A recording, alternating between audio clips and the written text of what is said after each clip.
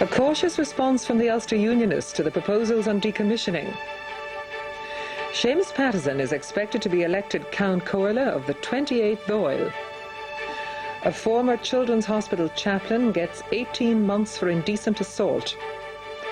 And the weakening of the pound against sterling prompts concern over interest rates.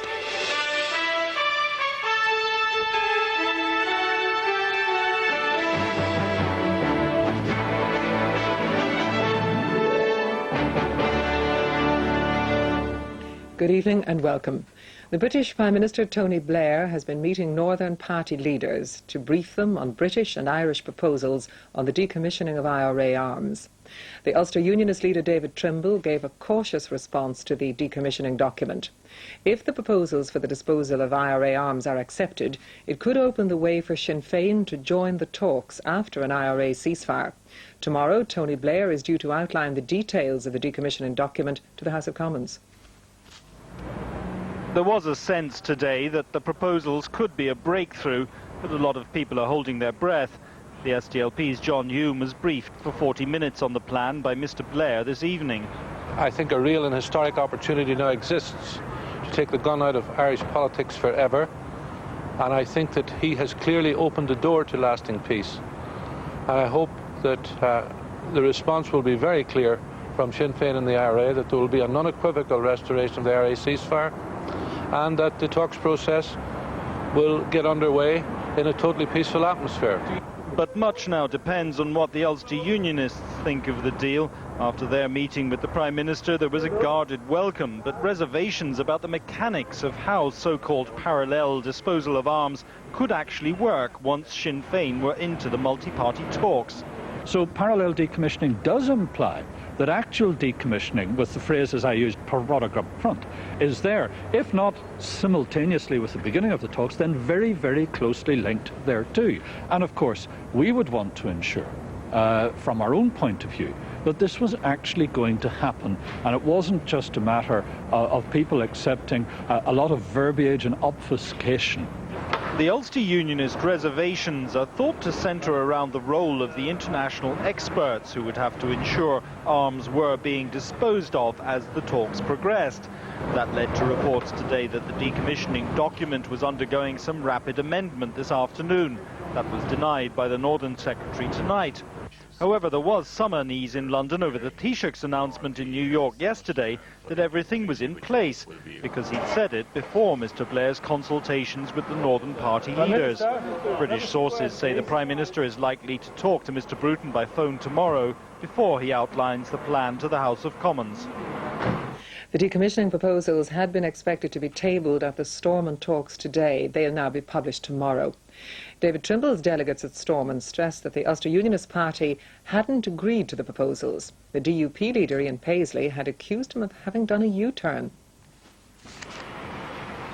As it became clear that the two governments' proposals weren't going to be presented to the Stormont talks today, Mr Trimble's reaction in London prompted the predictable charges from Dr Ian Paisley that the Ulster Unionist leader was softening his line on decommissioning. It seems that he is arguing now on television that he has, it's just the policy that he always advocated. And I find that very strange, because a year ago, screaming headlines in the Belfast Telegraph, "I'll pull out of the talks if they don't hand in their arms." And now there's going to be no handing in of arms whatsoever. In mid-afternoon, a brief statement from the Ulster Unionist talks team emphasised they'd agreed to nothing. The party would discuss the government's proposals when they received them. With all eyes now on Tony Blair's common statement tomorrow, Seamus Mallon was asked, was it D-Day for David Trimble? I think it's D-Day for the whole political process. Unless we get this roadblock of decommissioning removed, then I believe the political process is not going to go anywhere. Mr Trimble's talks team were anxious to quell any suggestion that he'd agreed to both governments' decommissioning proposals.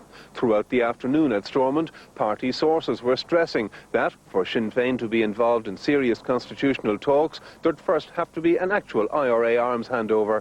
And as well as grappling with the future, there was an attempt to exercise the legacy of the past today as the Irish government handed over its report on the fresh evidence about Bloody Sunday. The Taoiseach said the injustice of what had happened to the victims had been compounded by the Widgery Tribunal. In Washington, a congressional committee held hearings today on human rights in Northern Ireland. Relatives of victims of the Troubles and civil rights groups gave testimony before the House Subcommittee on International Human Rights. The chairman of the committee, Congressman Chris Smith, said he and his colleagues would step up pressure on the British government. Our Washington correspondent, Mark Little, has sent this report. It's the first time in almost a quarter of a century that the US Congress has held such hearings. Irish-American groups helped set the agenda, which focused almost exclusively on the shortcomings of the criminal justice system in Northern Ireland and abuses by the British security forces.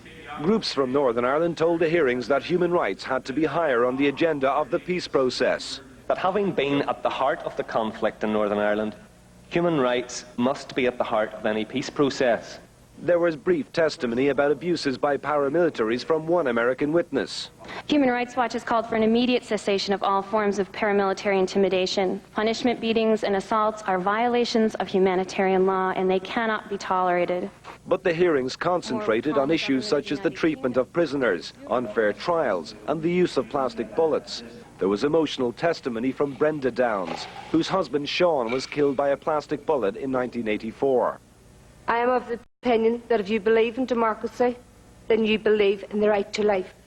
If you believe in the right to life, then you will demand that plastic bullets are banned, not only in Ireland, but throughout the world. We will ratchet up the pressure now, and I can assure you we won't let go. And I know for members of our subcommittee that the British government, friends don't let friends commit egregious human rights abuses. If we're such great allies, we need to speak loud and clear about the need for reform in the north of Ireland.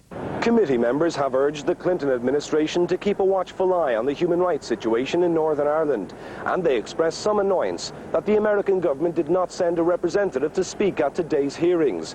But they plan to take their inquiries one step further and visit Northern Ireland at some time in the near future. The 28